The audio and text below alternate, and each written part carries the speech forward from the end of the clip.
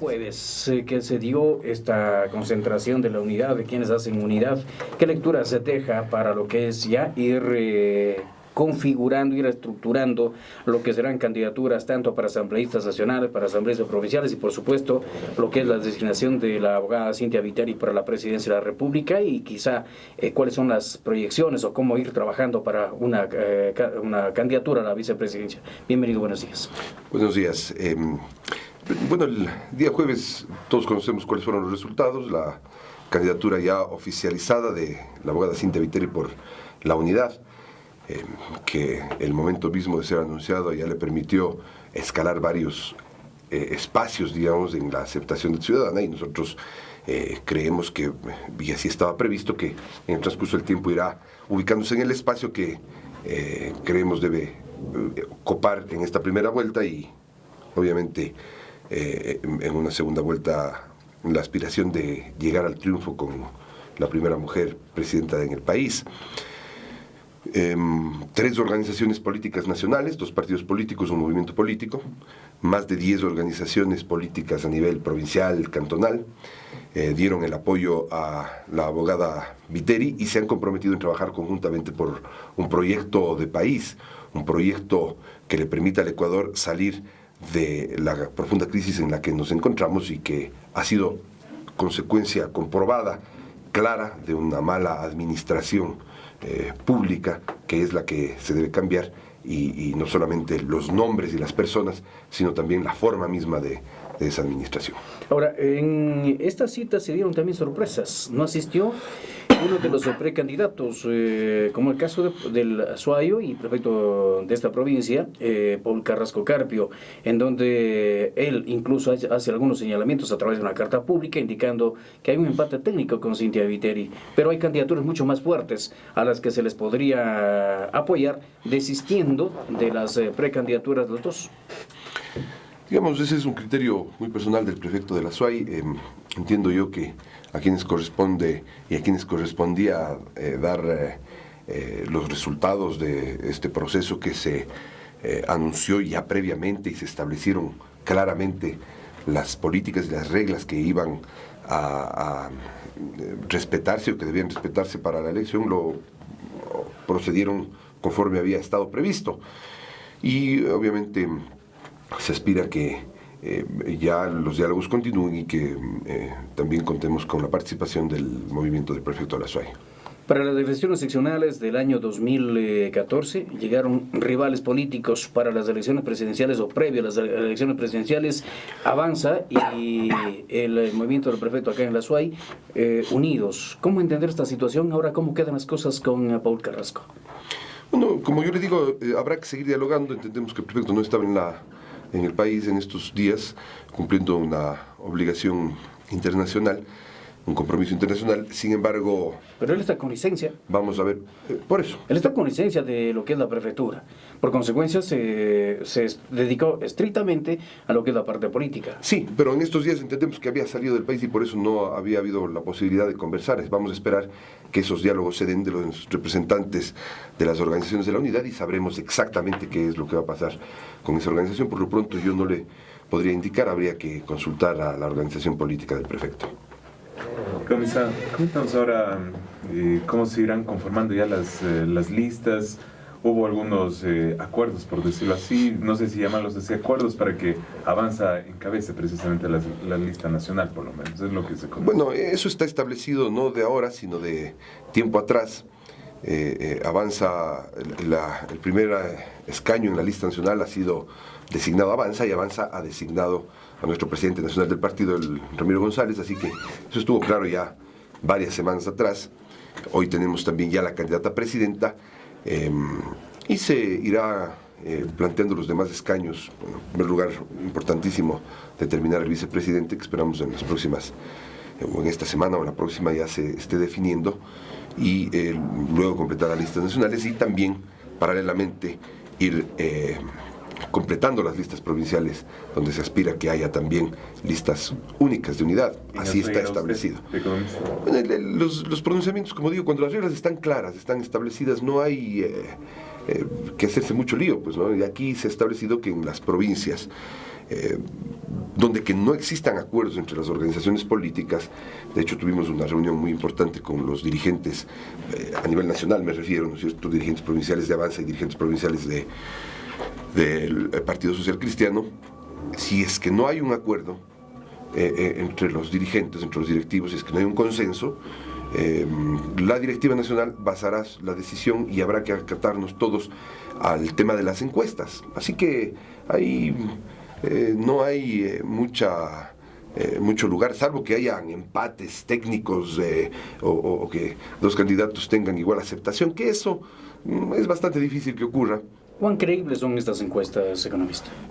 Bueno, tienen que ser encuestas técnicas. Además, se proceden a hacer dos encuestas. ¿Realizadas por empresas? Dos organizaciones están haciendo las encuestas para la unidad, una nacional de primera línea, de primer nombre, y una internacional, una empresa española. Así que se puede cuadrar. Y además hay la posibilidad de ir cuadrando con otras que se van realizando en el territorio y que son prácticamente públicas, al menos en el ámbito político.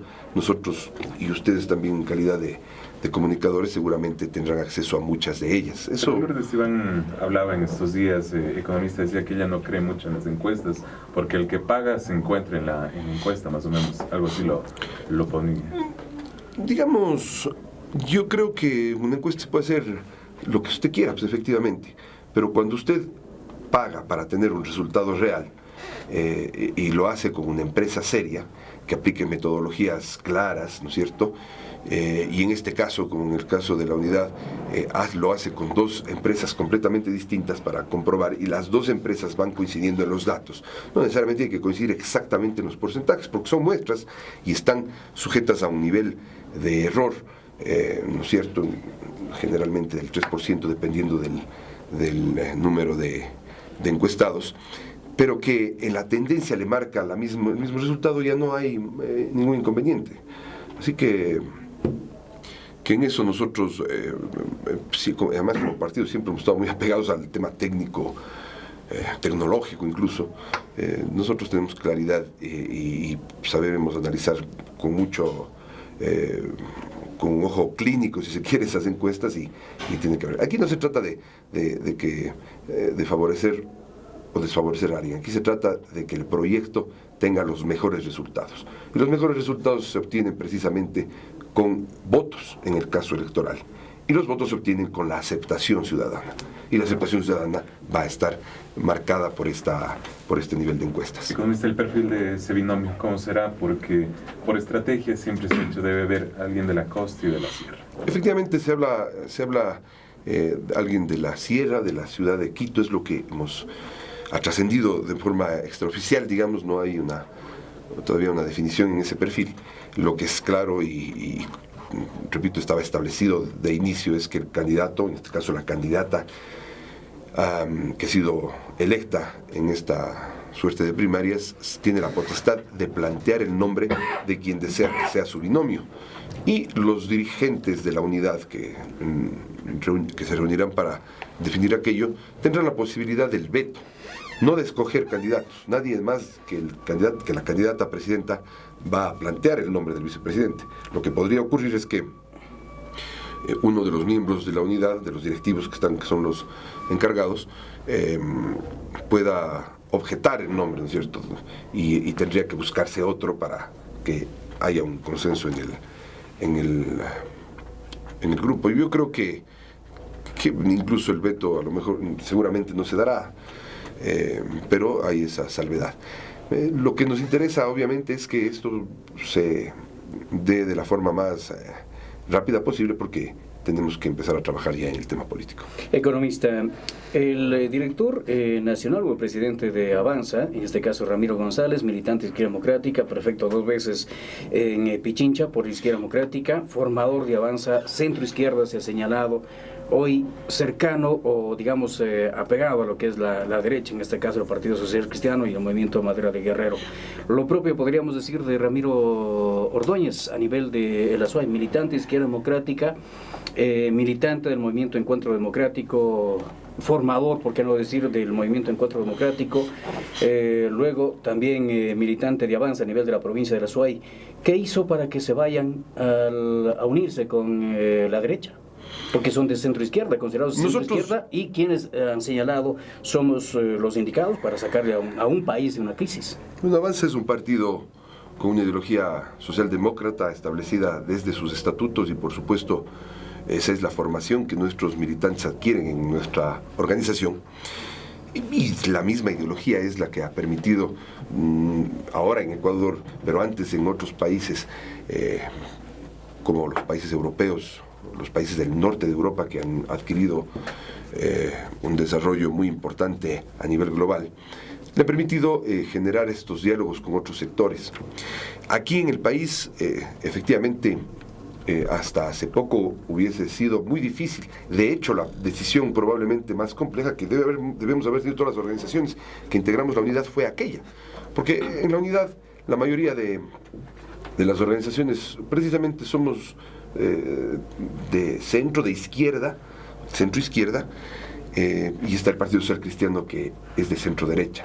Pero nosotros hemos planteado que para cumplir los objetivos que son tan amplios y tan importantes para el país, hay que tomar decisiones importantes y una de esas fue abrir el diálogo, de poner incluso actitudes que, como usted dice, incluso históricamente venían manejándose, pero el objetivo es mucho más amplio. Archirrival de Izquierda Democrática en su momento, Ramiro González militante a un lado, Cintia Viteri al otro lado. Pero aquí estamos hablando del país, aquí estamos hablando de Ecuador. No estamos hablando de los caprichos de cada una de las organizaciones o de sus dirigentes. O sea, hace 10 años era caprichos. Estamos hablando, hace 10 años las circunstancias... ¿Eran caprichos? No, hace 10 años las circunstancias... Porque los objetivos del país son los mismos. Por supuesto, pero hace 10 años las circunstancias del país no eran como las que tenemos ahora. Hace 10 años no habíamos pasado el proceso de bonanza tan amplio que ha tenido el país, el más grande probablemente de su historia, y se había desperdiciado. Y nos vemos inmersos como resultado de eso en una crisis que puede llegar a sí mismo a circunstancias impensadas y que no han ocurrido antes. Entonces eso es lo que hay que evitar, pues. Y para evitar eso hay que poner cualquier actitud y dialogar. Y el diálogo que más funciona, el diálogo más fructífero es entre las personas que no piensan igual. Porque las personas que pensamos de la misma manera nos sentamos a dialogar y nos ponemos de acuerdo al minuto. O no necesitamos siquiera generar los procesos de generar un espacio de diálogo. Pero con quienes no pensamos o pensamos de forma distinta, o tenemos en este caso ideologías que no necesariamente son las mismas, el proceso es más valioso y los resultados van a ser más importantes, y obviamente ese resultado tiene que ser, repito, el darle una salida, el abrir una ventana a esta crisis que, caso contrario, vamos a seguir tocando cada vez más fondo. El país endeudado, seguimos endeudándonos a costos impensables, al 10.75 a 7 años. Imagínese usted, cuando los países vecinos se endeudan al 4% a 22 años, 25 años plazo. Hay militantes de Avanza que más están, dicen, en la unidad por obligación que por decisión y por un gusto político de estar militando en esa unidad, porque le miran con buenos ojos a la unidad de las izquierdas. Yo creo que en este país nos perdimos la gran oportunidad de haber generado una unidad más amplia, porque precisamente, digamos, hasta el momento, porque todavía puede ocurrir, tenemos un mes y medio para la inscripción de las candidaturas y podemos seguir dialogando. Sin embargo, todas las organizaciones políticas han planteado que se debe generar un diálogo más amplio. Los partidos que están incluso más hacia la izquierda de Avanza ya lo plantearon, y usted les habrá podido escuchar a varios de sus dirigentes. De hecho, varios de los dirigentes de las organizaciones políticas como Pachacutic están apoyando el proceso de unidad. Así que esto no es de extrañarse, y eso probablemente, que es un tema positivo, es el resultado de la situación negativa a la que nos ha llevado el gobierno. Así que no hay que asombrarse. Aquí más bien hay que asombrarse de quienes todavía en un momento dado se cierran a la posibilidad del diálogo, cuando las circunstancias del país demandan que sus representantes maduren políticamente, demuestren esa madurez política, demuestren sensatez en las decisiones que toman, y no nos estemos cerrando en circunstancias que ya le han hecho daño al país en 2 o 3 procesos anteriores y han permitido que este gobierno se mantenga una década, precisamente la década más productiva del país, pero la década donde el país ha sabido desperdiciar a sí mismo más los recursos. O esperamos llegar a circunstancias como países que ya conocemos y que están en situaciones peor que nosotros, solamente porque asimismo han tenido un gobierno un periodo más que el nuestro. ¿Cómo mira la unidad de las izquierdas en donde están partidos que le cobijaron a Ramiro González y a Ramiro Ordóñez, la Izquierda Democrática, Paco Moncayo, 2 veces alcalde de Quito por Izquierda Democrática, hoy dentro de la unidad de las izquierdas? Bueno, nosotros creemos que el general Moncayo es un hombre muy respetable, es muy valioso, es un gran candidato, efectivamente, pero lamentablemente en las circunstancias del país, el mostrar ese, el haberse mantenido, el no haber generado diálogos previamente, porque aquí no hay que ocultar que se ha conversado con absolutamente todos. Todos han conversado con el Partido Social Cristiano, varios han conversado con Creo, ¿no? O sea, y me parece valioso en la búsqueda de este encuentro que solamente se ha logrado con la unidad. ¿Avanza no estaría mejor en la unidad de las izquierdas? Yo creo que para triunfar en las próximas elecciones se tiene que captar votaciones de todos los sectores. No nos podemos centrar en uno solo porque eso no va a dar los resultados que se esperarían y obviamente lo único que ocurriría en esas circunstancias sería que el proceso actual se mantenga y se agudice con los candidatos de la misma organización política que hoy gobierna el país. Así que la única salida a esta circunstancia es ampliar los procesos y la única organización, la única unidad que garantiza aquello es esta unidad en la que estamos nosotros inmersos. Y comienza, ¿cómo sobrellevar también este estigma que quizás se generara ya en el proceso electoral? Decir que Avanza o Ramiro González formó parte de este gobierno y quizás en consecuencia también todo el problema que estamos viviendo alrededor de la seguridad social, los inconvenientes, falta de médicos, falta de capacidad para recibir precisamente a los afectados. A ver, Esteban, usted es un periodista serio, yo le conozco, es una persona que se ha informado y usted sabe qué ocurría en la administración de Ramiro González en el IES. ¿Y cuáles son las razones por las que el IES hoy se encuentra bajo esas circunstancias? Así que aquí hay que dejar muy en claro que el IES tuvo el mayor cambio y el mayor desarrollo bajo la administración de Ramiro González. Eso no lo puede negar absolutamente nadie. El Concerter tuvieron un serio... Se han construido... pero yo no digo que ha sido perfecto y que no fue difícil el proceso. Sin embargo, los resultados han sido los mejores que ha tenido la historia reciente del IES. 28 hospitales se construyeron en la administración de Ramiro González. Se creó el banco más importante del país, que sirvió para dinamizar fuertemente la economía del país, porque se dinamizó la construcción, y la construcción es un agente muy ágil en generar circulación de los recursos y dinamizar, por decir, la economía. Se incrementó las pensiones de los jubilados de forma sustancial, basándose en los cálculos matemático-actuariales, pero serios, pues, no como los que quieren hacer ahora porque ahora hay dos, ¿no es cierto? Los serios y los que aparecen oficialmente. Los serios dicen que el IES está muy complicado, los otros dicen que el IES es una maravilla y que está bien, y por eso seguramente es que el IES por primera vez en su historia necesita pedir recursos para dar respuestas en el tema de salud. Pero también se prestaron recursos del IES al gobierno nacional. No, discúlpeme, prestar recursos del IES al gobierno nacional es prohibido por la ley. Entonces, no, ¿cómo pues? Lo que se hace es invertir recursos de la institución bajo circunstancias, bajo informes técnicos claros. Pues cuando usted invierte en electricidad, cuando usted invierte en petróleo, está invirtiendo en negocios importantes. Y esa es la obligación precisamente cuando usted tiene fondos y recursos de una institución tan importante como la Seguridad Social.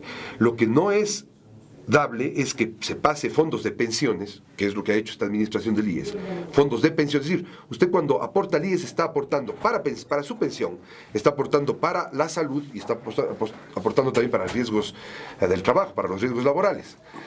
Entonces, con lo que usted aporta para salud, se supone que debe ser suficiente para que le brinden ese servicio, ¿no es cierto?, ante contingentes de enfermedad. Pero resulta que esta administración lo dijo que no son suficientes y sacó plata también del fondo de pensiones, de lo que usted está guardando para que le paguen su pensión al fin del año, se retiran un porcentaje y está utilizándose en salud. Y no contentos con eso, ahora quieren hacer créditos para construir nuevos centros de salud. ¿Pero qué pasó aquí en Azuay, economista? El hospital antiguo que se lo quería nuevamente poner en funcionamiento, habían proyectos también de hospitales del día, no sé si estoy mal, en Gualaceo o en Pau. Por supuesto, por supuesto. Claro, pues porque ya salimos de la institución. Entonces, ya cuando usted sale ya no depende de usted, pero los proyectos de ahí quedaron establecidos, quedaron muy claros. Incluso en el caso de Gualaceo se hizo un convenio ya con la municipalidad. Pero ya pues nos retiramos de la institución y hay que preguntar a los actuales administradores. Esa es una gestión, una administración exitosa y es una de las cartas de presentación, de hecho, que tiene Ramiro González ahora en su calidad de candidato a la Asamblea Nacional, como una persona que le da resultados al país. Economista, muchas gracias por estar con nosotros en esta mañana. Muchas gracias.